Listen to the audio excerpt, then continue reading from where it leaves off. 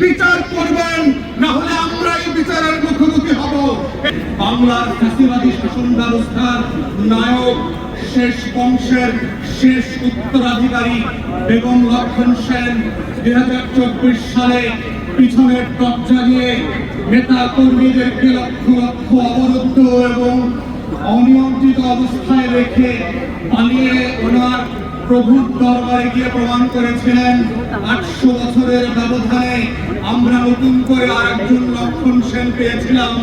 এবং যেই লক্ষণ সেনের উত্তরসূরি হচ্ছে সেই দিল্লি প্রজাতন্ত্রের যারা শাসক ব্যবস্থা কায়েম করেছিলেন, যারা নমরুদ এবং ফেরাউনের উত্তরসূরি ছিলেন, যারা কারবালার ময়দানে মুসলিমদেরকে হত্যা করে পৃথিবীর ইতিহাসে ঘৃণিত জঘন্যতম নামে পরিচিত হয়েছিলেন, সেই লক্ষণ সেনের মধ্য দিয়ে বাংলাদেশের ইতিহাসে নতুন করে গণপ্রজাতন্ত্র গড়বার যে আকাঙ্ক্ষা, যে 71 সালে আমার লড়াইটা ছিল, যে লড়াইটা বাস্তবায়িত হয় নাই, সেই অবাস্তবায়িত লড়াইয়ের মধ্য দিয়ে আমাদের শত শত তরুণ যুবক, রিক্সাওয়ালা, কাজের লোক, বুয়া থেকে শুরু করে শিশু পর্যন্ত শহীদ হয়ে নতুন বাংলাদেশ গড়বার যেই চৈতন্যকে জাগরণ করে দিয়ে গেছে, সেই চৈতন্যের প্রথমতম স্লোগান ছিল দেয়ালে দেয়ালে যে শহীদ আবু সাঈদ মুগ্ধ, শেষ হয় নাই যুদ্ধ, লাখো শহীদের রক্তে গড়া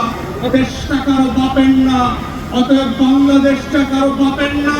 সেটা 800 বছর আগে লক্ষণ সেনকে এই দেশের মানুষ যেভাবে বুঝিয়ে দিয়েছিল, 2024 সালের জুলাই এবং আগস্টে শেখ পরিবারকে আবার বুঝিয়ে দেওয়া হয়েছে বাংলাদেশ কারো বাপের না।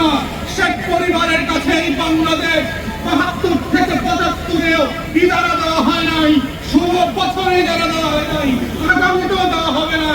যারা ব্যাকডোর দিয়ে আওয়ামী লীগকে পুনর্বাসনের দুঃস্বপ্ন দেখছেন, আওয়ামী লীগ যেভাবে বাংলার ইতিহাসে মুসলিম লীগ হয়ে গেছে, যারা আওয়ামী লীগকে পুনর্বাসনের চেষ্টা করবে, যারা সংস্কারের বদলে, বিচারের বদলে আওয়ামী লীগের নেতাদেরকে গ্রেফতার করবার বদলে লুটপাটের রাজতন্ত্র কায়েম করছে, তাদেরকেও মনে করিয়ে দিতে চাই, মুসলিম লীগের ইতিহাস থেকে শেখেন।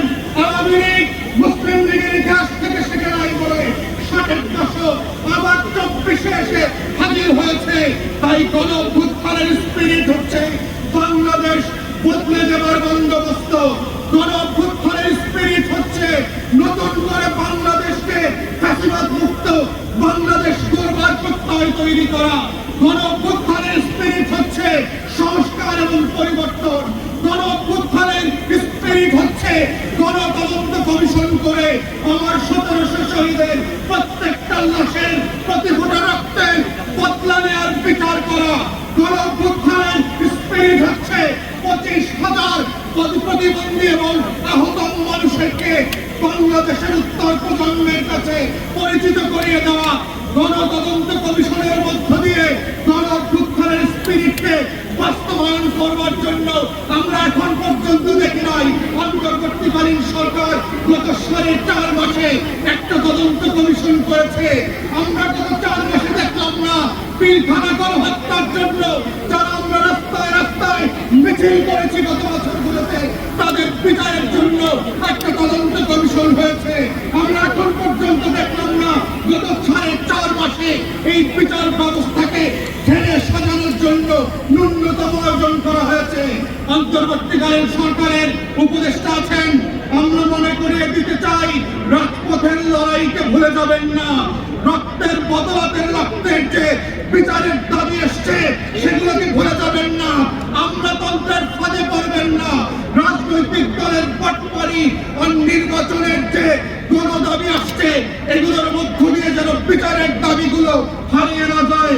তাই আমরা আশা করছি বাংলাদেশের ইতিহাস বদলে দেওয়ার যে লড়াই 24-এ হয়েছে, এর প্রত্যেকটা পরতে পরতে বাস্তবায়নের দায়িত্ব আপনাদেরকে নিতে হবে।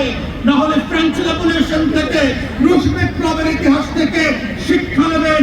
আপনারা এবং আমরা গিলেটিনের নিচে আছি, বিচার করবেন, না হলে আমরাই বিচারের মুখোমুখি হব।